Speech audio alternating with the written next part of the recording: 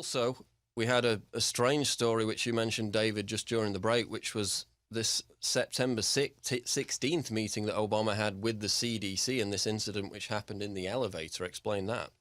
Yeah, I got a call from Richard Reeves here at InfoWars, and he noticed this connection, and he said everybody is talking about this being essentially the final straw for the director of the Secret Service when she got fired. He went to visit the CDC in Atlanta, and while he's on an elevator, there was a private security guard that they found had a gun that the Secret Service didn't know about. After they found out about it, it was a huge, obvious breach in protocol for them. But what nobody is talking about is the fact that Obama visited the CDC on September the 16th to talk about Ebola. At the same time, he's giving us assurances, don't worry, it's not going to come here. Okay, so that's an interesting data point, I think, along with the other disinformation that we're hearing just yesterday, that Josh Earnest told the White House press secretary, told reporters that they have screening processes and procedures in place at our borders. They don't have that. Anybody that travels knows that they don't have it. And they had a doctor very, very angry about that who did a protest. Where was that? Yeah, that was at the Atlanta airport where the CDC is. He donned a protective suit and wrote on the suit, the CDC is lying. And I mean, as I said earlier, these CNN reporters that had been to Liberia, they'd been in close quarters with these infected, exposed Ebola victims. They told the Customs and Border people directly, look, we've just been in Liberia. You need to do some tests on us just to make sure. And they ran no tests whatsoever.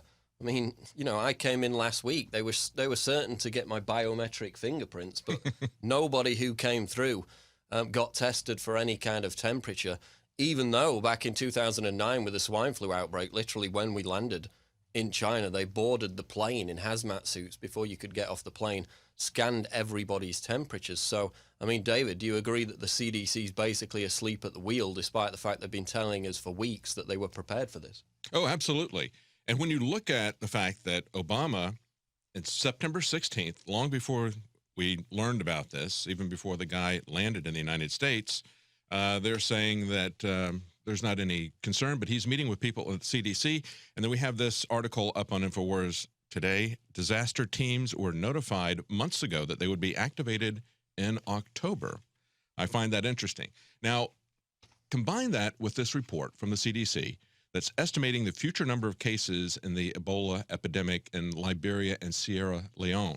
Now, what they are predicting is that those cases are going, if you look at this chart, if you're watching the broadcast, essentially you've got a hockey stick. Now, everybody has seen the hockey stick, the exponential growth graph, when Al Gore is trying to scare everybody about global warming. Here we have something that many people are being criticized, saying we're fear-mongering, we're creating hysteria, and yet part of the hysteria is being created because they're not being upfront with people. They're not advising people what the real risks and what they're seeing. They do the reports, but they're pretty much hidden. It's not being widely reported. This is a report that came out actually before they released the information about this individual. This is September the 26th. So this was something that had been in the works for a while. And they point out that within just 6 months, this was first identified in West Africa and Guinea on March 22nd of this year. So it's only been about 6 months. They say still the number of cases in Liberia are doubling every 15 to 20 days. That's one of the reasons why we're seeing survival rates of 50%. It's not that 50% of the people are getting better. It's just that the number of cases is expanding so rapidly that it makes it look like the number of people that are dying there is actually lower. The actual casualty figure and prognosis for people is about a 70% death rate. And Sierra Leone is not far behind. Now, to put this in perspective, Liberia only has a little over 4 million people. It's got a population about the size of North Carolina. Imagine if there were 3,000 cases of Ebola in North Carolina and you'd already had 2,000 deaths. That's what we're looking at. If you want to normalize that back to the United States, we're looking at a situation that went from just starting 6 months ago to a situation, if you normalize those numbers up to the population of the United States, about 300,000 people coming down with Ebola and about 200,000 dying. Now, that's what this doctor just said, that although we have a wonderful medical system here, they don't have the resources to handle that kind of massive pandemic. And that's the issue. We could easily be overwhelmed with that, just as people in West Africa have been overwhelmed with that, their infrastructure, everything in that country. The doctor at Emory University talked to Scientific American, and he told them they had 21 nurses, 5 doctors, and hundreds of staff persons working with those 2 people that they brought back, the first 2, Dr. Kent Brandley and the assistant. And now, how many times can they do that? They did that, and they had that many people because they had to sterilize everything. They got in industrial autoclaves to burn and sterilize everything they came in contact with. So they had a massive amount of staff for just those 2 people. What happens to our medical capacity when that number expands exponentially? Already today, we saw just yesterday, they were saying they're isolating 12 to 18 people. Then we see this morning it was 80. Now Reuters is reporting 100 people have come in contact. Now, they're not isolating these people yet. They've only isolated 4 people. So they're still allowing these other people. I don't know what they're doing to monitor them. I mean, considering the press conference yesterday, I think that did a lot to scare a lot of people. The fact that they would make that kind of mistake and the fact that they would not even address it up front is what I find absolutely amazing. Right, they were trying to cover their tracks. And I mean, 100 people exposed, those are the people they know about. I mean, how long was it? 4 days he was walking around Dallas. There could be hundreds more that were exposed that they don't know about, and there's no way to track them down. Paul, they're only concerned about 2 things: continuity of government and continuity of their career. Okay, so they're not going to admit that anything is wrong. When I started in engineering, I was working with quality control. If we had something that went wrong, the first thing we had to do to a customer was to explain to them what the procedures were that we screwed up and how those were going to be changed. So that wouldn't happen again. We didn't hear that from Rick Perry. We didn't hear that from the Texas officials or the CDC. We just heard, don't worry, we're experts. We've been working on this for years. We know what we're doing, and we've got a great system here in America. I mean, America, go. I mean, I watched that yesterday, and it didn't seem very convincing. They seemed to be in quite of a fluster trying to answer those questions that were being thrown at them. But another point is, you know, you mentioned when Bradley was brought in with the other doctors, the sophisticated procedures that were necessary to ensure his proper isolation. We don't know if that's the case in the Texas hospital. Also, planes. You cannot sterilize planes. You know, they're massive flying computers. There were experts on CNN today saying that it's just not possible to sterilize planes. So Ebola victims could have been on planes. They could be reused for subsequent journeys, and other people could become infected. So all kinds of possibilities here. Then we have a seeming cover-up to some extent, or just trying to dampen hysteria on this potential for the airborne transmission of Ebola. Again, a story out of Infowars.com yesterday. Canadian Health Agency deletes info on airborne spread of Ebola. And they had it in their original mode of transmission directives on their official website, the Public Health Agency of Canada. Quote, airborne spread of Ebola among humans is strongly suspected. Later, that was amended to read airborne transmission has not been demonstrated between non-human primates. And again, the UN chief, the head of the Ebola team for the United Nations, came out today and said that there's a nightmare prospect that the virus could mutate and become airborne if it's not quickly brought under control. So, of course, current understanding is that it's not airborne, but his point is if we allow it to circulate, if we don't nip it in the bud now, then it could mutate as it spreads amongst the population, and that could cause it to go airborne. Again, that's not Infowars saying that. It's not Alex Jones saying that. It's the head of the UN Ebola team saying that, David Knight. Yeah, it's pretty amazing. And I got to say, when I read the account last night of the patient who came here and what he was doing before he came here, it was pretty clear that it's not being communicated to the people of Liberia what they need to do to protect themselves from the spread of the disease. And the problem is it's not being communicated to people of America either. We'll be back on the Alex Jones Show with David Knight taking some of your calls. Stay tuned. Breaking news, Infowars.com. We'll be right back. Don't go away. It's the Alex Jones Show live with me, Paul Joseph Watson, and David Knight in studio. Coming up in the next hour, we're going to talk to Lionel, who has been a regular guest and contributor to Infowars.com. He's going to talk about some of the cultural issues that surround these subjects. Going to talk about ISIS, Syria, and a number of different other topics. Now we're talking about Hong Kong because, of course, we had these huge protests erupt over the past few days. I put out an article on Infowars.com. Hong Kong politician fears mini Tiananmen in response to unrest. And this was a politician who was actually against the protesters. She blamed the political party that she was in opposition to for stirring up these protesters. So this invocation of a potential new Tiananmen Square in terms of a Beijing military crackdown on these demonstrators could be seen as more of a threat than anything. But she basically said that they should respect authority. They shouldn't be carrying out these protests against the Chinese government, because this started back in August, I believe it was, where China put out this advisory where they said that they now see Hong Kong as basically their own fiefdom after the special administrative region was handed to them by the British back in 1997, under the understanding that Hong Kong would retain its political freedoms, its electoral freedoms, until at least 2047. So now China comes in and says, we have the right to choose your political candidates before you can vote on them. Understandably, that has caused a massive revolt in Hong Kong. Now we've got huge protests, tear gas, some police brutality attempting to disperse those demonstrators.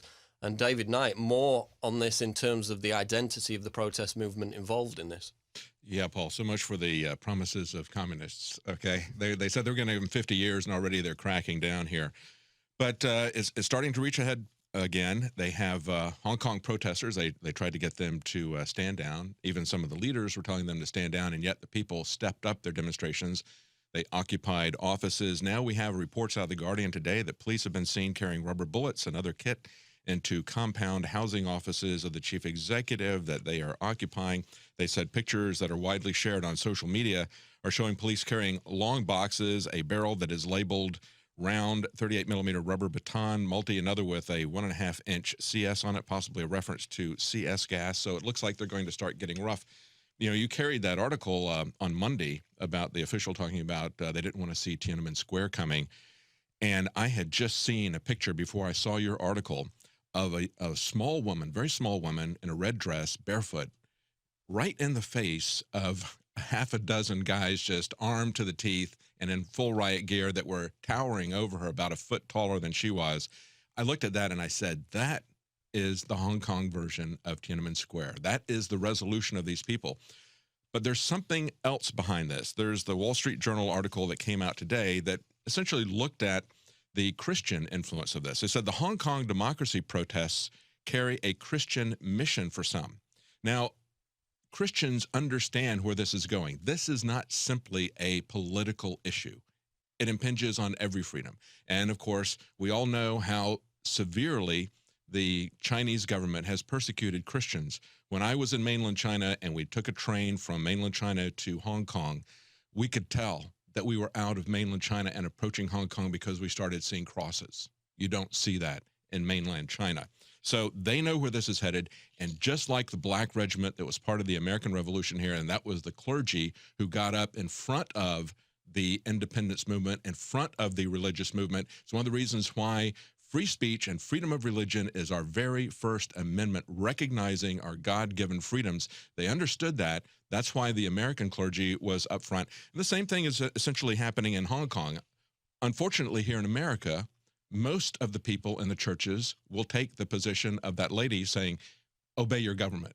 Just sit down and shut up, obey your government. They don't see where this is headed, even into Christian persecution.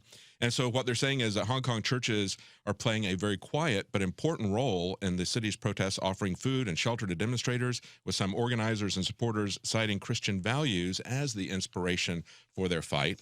And they have a political scientist here saying that Christians and the Chinese government, the difference is unbridgeable. They say Christians, by definition, don't trust the communists. The communists have suppressed Christians wherever they are. And of course, we know that is true. They even talked to a couple of the Occupy leaders. One is a Baptist minister. Another one said he's a Christian, but he wouldn't talk about his faith in detail. He said his faith was in the streets. He knew that they were going to stand up to this. So it's one other data point that we see, just like that app that guy was talking about, how they could communicate with each other over short distances without Wi-Fi, without cell phone. We'll be back with more on the situation in Hong Kong and your calls coming up. This is the Alex Jones Show Live, Infowars.com. Don't go away.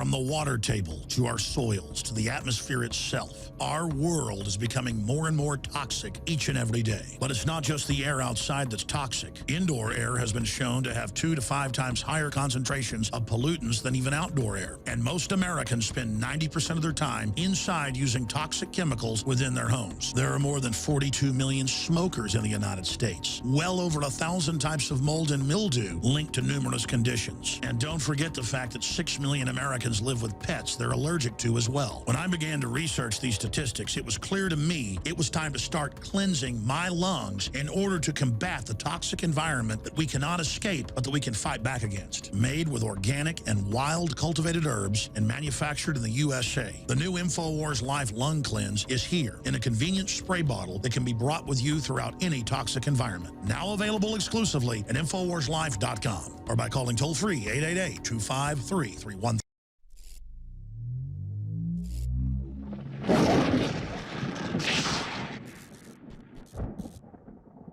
We're back live on the Alex Jones Show. It's Paul Joseph Watson in studio with David Knight. Quick breaking news on the individual who came into Dallas with Ebola. Liberia to prosecute man who brought Ebola to US, reports the Associated Press. Liberian authorities say they plan to prosecute the man infected with Ebola who brought the disease to the United States, saying he'd lied on his airport health questionnaire. So more questions about whether he traveled to the US simply to get better treatment than he might expect to get in Africa. Before the break, we were touching upon the Hong Kong protests. US now admits it's funding Occupy Central, reports Anthony Cartolucci out of Land Destroyer. Basically, he refers to a Washington Post article which states, quote, Chinese leaders unnerved by protests elsewhere this year have been steadily tightening controls over civic organizations on the mainland, suspected of carrying out the work of foreign powers. Later in the article, they go on to explain how the Chinese president and Vladimir Putin are talking about this Hong Kong situation as if it could be a staged or at least hijacked colour revolution. So now they're saying that these Hong Kong protests could have been funded by the likes of the National Endowment for Democracy, which we've seen before with the Arab Spring, and of course in Kiev with the overthrow of the democratically elected government there, were very much evident in hijacking and steering the protests. Again, not to say that this Hong Kong situation isn't founded on genuine grievances. It obviously is, given that Beijing has basically announced that now it's going to hand select political candidates in Hong Kong before people can vote on them, again eviscerating their freedoms that they've cherished for a long time and defended staunchly against potential Chinese imposition. David Knight, your take on these claims that the US, the CIA, the NDE could be hijacking the Hong Kong protests as a form of destabilization aimed at China? Well, no doubt they are. They always use these.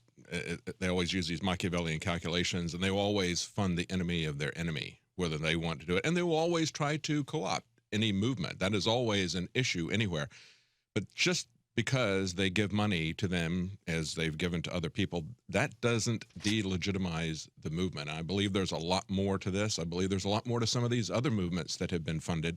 So just as we see that there are people in Islamic countries that are angry and furious and activated because of the American presence there. They use those people, they manipulate that, they build it up to create another threat. We understand that there is a large part of the American government that is in the military industrial complex that is always fomenting unrest, always fomenting war, because that is in their interest. And we understand there's competing blocks, but there are still very legitimate things that are going on here in Hong Kong. And I think the people there, as I mentioned before, they truly understand the issue of freedom. And when the Chinese government steps in and says, we are not going to allow you to have any candidate stand for election unless they have pledged their loyalty and love for mainland Chinese communists, that was the impetus of this. That's where it began. And it's up to those people in Hong Kong, just as it is to anyone everywhere, to make sure that their freedom movements don't get co-opted by other people, just as we've seen that happening here with the Tea Party, with Occupy America. That doesn't Occupy Wall Street. We don't delegitimize the grievances of those people, but they have to be aware that their movements and their grievances aren't taken over by people who are just going to co-opt that and shove it aside and push that down and not address what they want to have happen. And I mean, the situation in China, they have alternate political parties in China, but they're it's in name only. I mean, the alternate political party leaders have to go to, again, pledge their love for the Communist Party of China on basically a monthly basis. They have to go to a kind of brainwashing session where they get the talking points from the Communist Party, even though they're supposedly representing an alternative, and they have to profess their allegiance to the Communist Party. So this is what Beijing is trying to impose on Hong Kong, which up until now has been its own autonomous state, of course, since being handed back to China by the British in '97. But those freedoms, those protections were supposed to be legally bound, protected against communist incursion. Now Beijing is trying to roll that back, which is why you see a lot of the protests. Now you can watch The Alex Jones Show live as it happens at Infowars.com/show. You'll find links to all of our content there and a free 15-day trial for Prison Planet TV. More than 60 movies and documentaries all in one place at Infowars.com/show.